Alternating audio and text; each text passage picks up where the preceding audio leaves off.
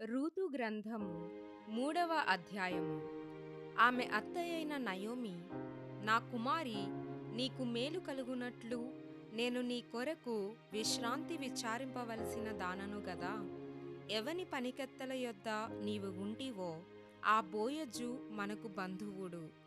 ఇదిగో ఈ రాత్రి అతడు కళ్ళమున ఎవలు తూర్పారబట్టింపబోవుచున్నాడు. నీవు స్నానము చేసి తైలము రాచుకొని నీ బట్టలు కట్టుకొని ఆ కళ్ళమునకు వెళ్ళుము. అతడు అన్నపానములు పుచ్చుకొనుట చాలించు వరకు నీవు అతనికి మరుగైయుండుము.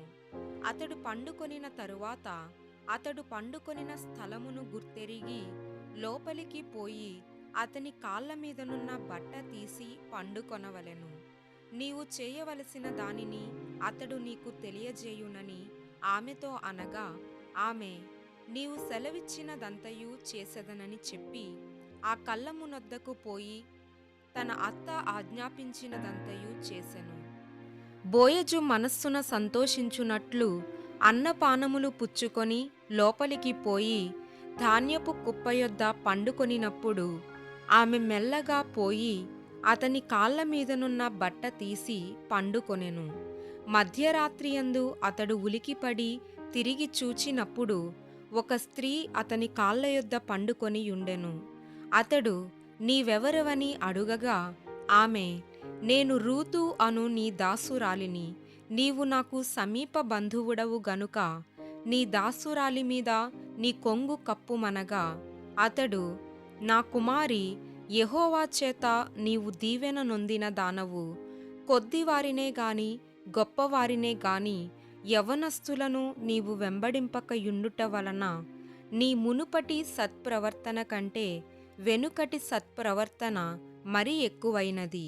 కాబట్టి నా కుమారి, భయపడకుము. నీవు చెప్పినదంతయు నీకు చేసెదను. నీవు యోగ్యురాలవని నా జనులందరూ ఎరుగుదురు. నేను నిన్ను విడిపింపగలవాడనను మాట వాస్తవమే.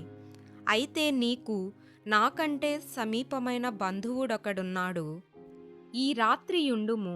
ఉదయమున అతడు నీకు బంధువుని ధర్మము జరిపిన ఎడల సరి, అతడు విడిపింపవచ్చును. నీకు బంధువుని ధర్మము జరుపుటకు అతనికి ఇష్టము లేకపోయిన ఎడల యెహోవా జీవము తోడు నేనే నీకు బంధువుని ధర్మము జరిపెదను. ఉదయము వరకు పండుకొనుమని చెప్పెను. కాబట్టి ఆమె ఉదయము వరకు అతని కాళ్ళ యొద్ద పండుకొని ఒకనినొకడు గుర్తించుపాటి వెలుగు రాకముందే లేచెను. అప్పుడు అతడు ఆ స్త్రీ కళ్ళమునకు వచ్చిన సంగతి తెలియజేయకుడని చెప్పెను. మరియు అతడు, నీవు వేసుకొనిన దుప్పటి తెచ్చి పట్టుకొనుమని చెప్పగా ఆమె దాని పట్టెను.